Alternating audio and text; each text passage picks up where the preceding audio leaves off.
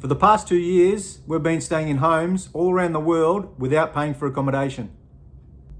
Not cheap hotels, not budget hostels, actual homes. Apartments in cities, houses in the countryside, and we're actually staying in a log cabin soon. And the strange part is we didn't book them on booking.com or anything similar. Because instead of using hotels or Airbnbs, we're using a completely different way to travel now.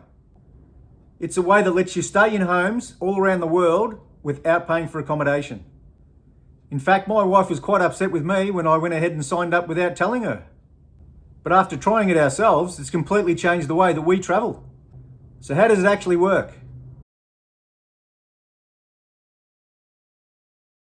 For most people, accommodation is the biggest cost of travel. Flights can be expensive, but once you travel somewhere, it's actually the hotel that ends up being the biggest cost. In places like London, Paris, New York, a decent place can easily cost $400 or $500 a night, which means even a short trip can quickly turn into thousands of dollars.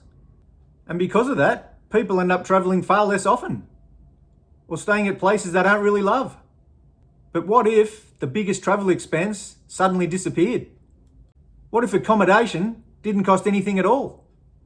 And that's exactly the idea behind the system that we've been using.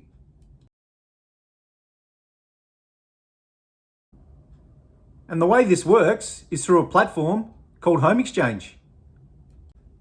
Instead of booking hotels or Airbnbs, we simply share our home with other people on the platform. Or you can use guest points, and that's mainly the way that we use the platform. So when our apartment is available, people from all around the world stay here and we receive guest points. And when we want to go to, for example, to the Europe or to the USA, we'll use those guest points in someone else's home.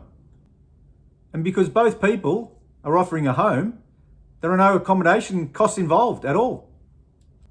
It's actually a surprisingly simple idea, but it opens the door to being able to go to places you may never have been able to afford in the past, doing it the traditional way.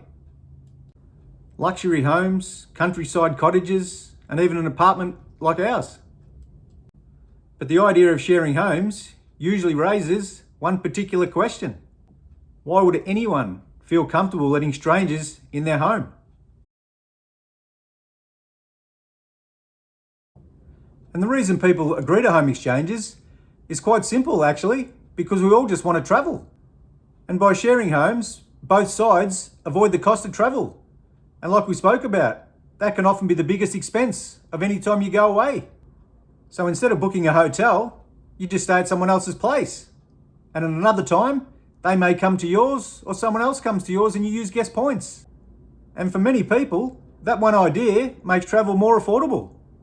And the interesting thing is it doesn't just happen in major tourist destinations or large, big cities. There's home exchanges happening everywhere. They're in small towns, they're in suburbs, they're in places you wouldn't even expect. But that raises another question. What happens if both people don't want to travel at the same time?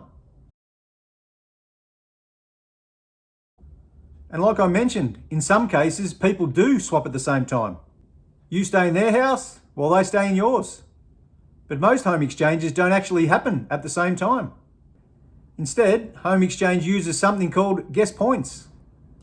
When someone stays in your home, you earn points.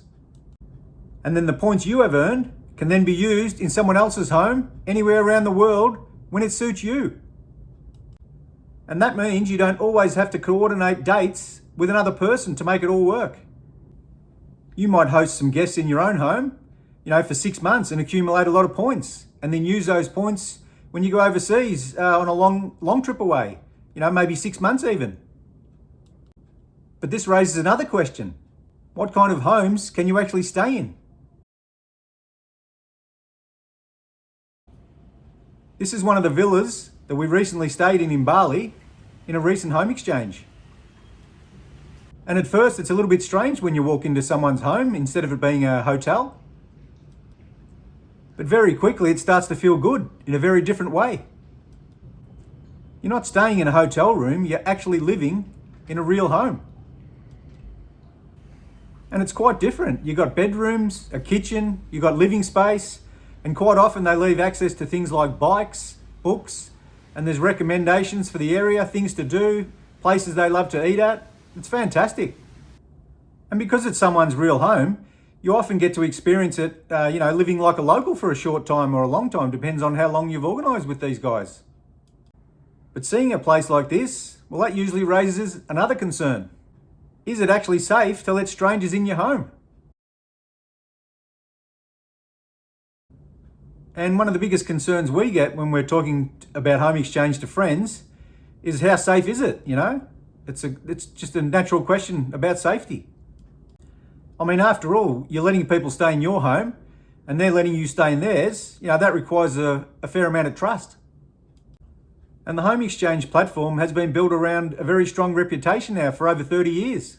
All members have to verify their identity, and we also create detailed profiles right at the start when we set up on the home exchange system. And we also leave detailed reviews after every stay. And over time, all hosts have built a detailed history that when anyone tries to do a home swap, they can see on the platform. They can read the reviews of the people who've stayed at your home, and they can also see the reviews of you staying at someone else's home. So as soon as we get a message for someone wanting to stay at our home, it's all there in the reviews. We can do all our homework immediately before we even message them back. We can see if they've treated someone else's home with respect and the communication's been good and there's been no issues. And then if we think they've got some good reviews, then we start to message them backwards and forwards, and we get to know them on the messaging system, which is also, it's an awesome way to get a feel for these people. And it's a great process because it helps people become comfortable before a swap even eventuates or not. And once you've done a few exchanges like we have now, there's naturally another question that always seems to pop up. Does this actually work long term for travel? And after doing more than 20 home exchanges, we've started to realise something.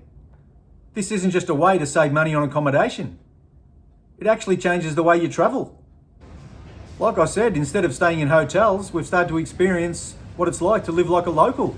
And now sometimes we shop at the local stores, we cook in real kitchens, and even explore areas that tourists might not see because they're not the main tourist things that everyone wants to see in the books. And because accommodation isn't costing you hundreds of dollars a night, you can simply travel more often. You can stay longer. You can have more experiences. And for us, that means staying in more beautiful homes all around the world and not paying for any accommodation at all. And once you try it, it will completely change the way you think about travel. So I encourage all of you to just try it. Just do it one time and see how you go. Thanks for watching. And in the next video, I'm going to show you the absolutely beautiful apartment we're staying in for 12 nights in London.